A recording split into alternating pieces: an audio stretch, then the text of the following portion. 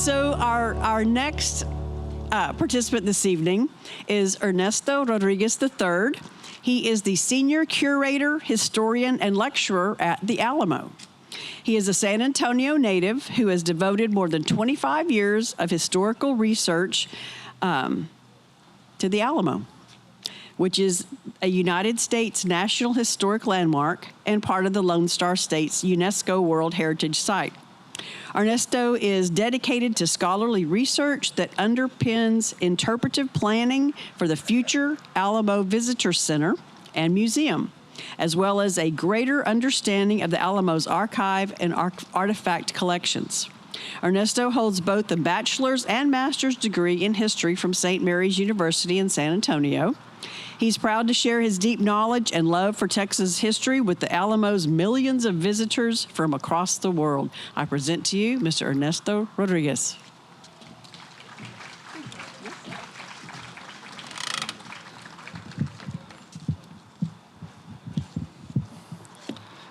Unfortunately, I'm not going to read today because it's really, really long. I wish I could. But my talk is about Jim Bowie's knife. I know it's hard to believe that a guy from the Alamo would be doing that, but that's what we're going to do. Frank Dobie captures the story of James Bowie in a very special way. He starts it with the concept of it was a knife age.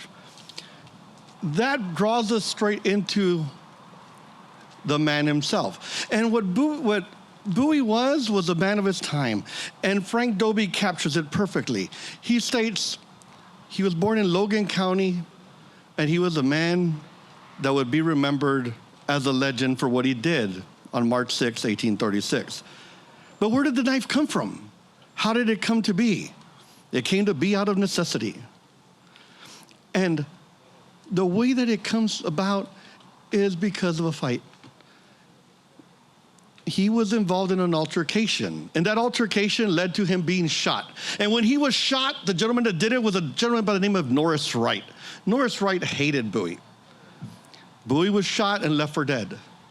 Bowie survives, and his older brother basically says, "You must never go unarmed." So he gives him a knife. It was a kitchen knife, a butcher knife, a straight blade knife. And that knife would end up being very important to him a year later. In September of 28, he goes out as a second in a duel. And the job of a second is to prevent the duel from happening, but if it does happen, they're the ones that negotiate the terms and how things are going to work.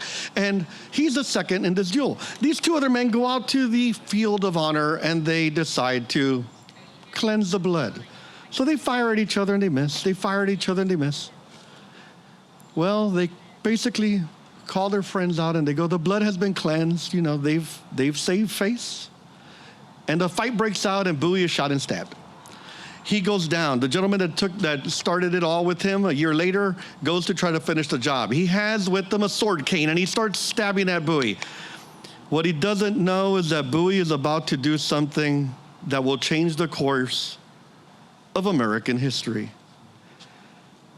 He will pull out a knife, and as it shimmers in the light, Norris Wright does not have a chance to react, and Bowie kills him. That deed alone will make Bowie a knife fighter, and everyone's going to want that knife because until then, knives were concealed carry. And from that moment on, it's open carry with a knife, and everybody wants to show it off. And so Bowie's one of those men that is traveling around. His older brother had told them, this will not misfire, which is true. And the legend of the knife begins to grow, and everybody wants one of these knives, and there's several knife makers that come out. Arkansas, you have James Black. You have a jeweler out of Baton Rouge, Louisiana, Daniel Searles. But these knives become famous because of the man that wielded this weapon in one fight. And you start reading about all these duels that are starting to happen between people. People are starting to use these knives not only for self-defense, not only for hunting, but for basically dueling. And when you read the accounts that J. Frank Dobie puts in his book, they're very fascinating. There's an account about a man that they don't really tie him, but they staple his pants or nail his pants to a log. The opponent is nailed to the other side, and they're within striking distance, and they basically say, go. And it doesn't end until one of them is no longer with us. They also talks about a man involved in a duel where they dug a hole that was 3 feet wide, 8 feet deep, and the two men jump into this pit, and they know that the one that comes out will have to bury the other one. At the Alamo, we learn about that knife once again, that legendary knife that James Bowie wielded. And J. Frank Dobie basically says, we really don't know how he ended, but we do know that that knife was with them. We don't know what happened to the knife, the way that J. Frank Dobie says it, but we do know that it was very important. Men copied it. It was a place of honor for men to have these knives. But it was also a time that was starting to change. And as we read the story, as he put it, this evolution is taking place, and it leads us to a moment in time. And that moment in time is the Republic of Texas. The age of knives is starting to give way to a different age. And it just so happens that the conclusion of this chapter, he says, there was a courtroom out in the open. Underneath a tree, 3-legged Willie was the judge. And he sat down to get ready to hold court. And a group of men came up with an attorney, and the attorney puts a piece of paper in front of him, and it's a petition. And that petition is given to 3-legged Willie. And he looks at them and he says, under whose authority do you have to bring this to me? And the attorney pulls out a Bowie knife and stabs the paper on the stump. To which 3-legged Willie will do something very special. There was a patent that was filed on February 25th, 1836, during the siege of the Alamo, and it was done by Samuel Colt. And he explains that when that knife was stuck into that stump, 3-legged Willie opened up his coat, reached down, pulled out a revolver, puts it right on top of the paper himself, and he said, if that is your law, this is the Constitution. The age of the knife had given way to the age of the firearm. Much like our history, it evolves, and J. Frank Dobie did that in his work. He gives an explanation of how we start with the knife, how that knife goes to become one of the objects that most people look at and they all want. People wanted this knife. It evolved to be something that today, when you look at it, it looks nothing like the first Bowie knife. But everybody wanted to be part of that legendary figure. But like all things, everything does change. And like the age of the Bowie knife came, it also gave way to the age of the revolver. Thank you. I made sure to keep it short. Thank you very much. That was fun.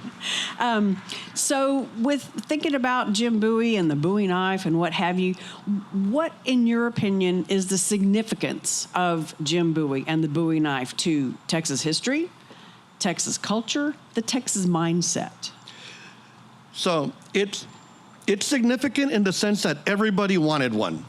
What's funny is the Mexican population of Texas already had something like a Bowie knife, of El Duque, big knife that you wielded, right? But it has become one of those things that everyone around the world recognizes. Most of the knives that were being shipped in or brought in were not made in the United States. They were made in Sheffield, England. That's how important this knife was. And Bowie, and the fact that he wielded this knife, has changed the course of our history in many ways. Because no other object carries that name that's as special as a Bowie knife that an Alamo defender carried. It carries the legacy of the Alamo with it. It carries a Texan spirit with it. And it's that Texan spirit that we all, sitting out here today, carry with us. That idea that we stand for what is right. We also protect our neighbors. And guess what a Bowie knife does? Does both. All right, that's cool, and no doubt Dobie knew that. That's why he included that in this book. So in Dobie's preface to Legends of Texas, he states, "If the ballads of a nation are as important as its legends, the legends are almost as important as its ballads." So the Bowie knife is obviously synonymous with Jim Bowie, who was both a historic figure and a legendary figure. So from your experiences with visitors at the Alamo, what do you think about the importance of legends to a people, to a nation, to Texas? They're very important. Legends are what people basically remember. And what we do is we try to teach them the historic side. And the legend of the Bowie knife, when you read all of the stories that pop out about a Bowie knife, one of the fun ones is, it was made by a meteorite. Well, why does that story come out? Well, because a legendary tool wielded by a legendary figure must come from somewhere out of this world. And so that's a really important thing, because with the legend, we draw people in, and then we're able to give them the history. Very good. All right. Thank you so much, Mr. Rodriguez. Wonderful to have you on the Dobie Dichos stage. Thank you.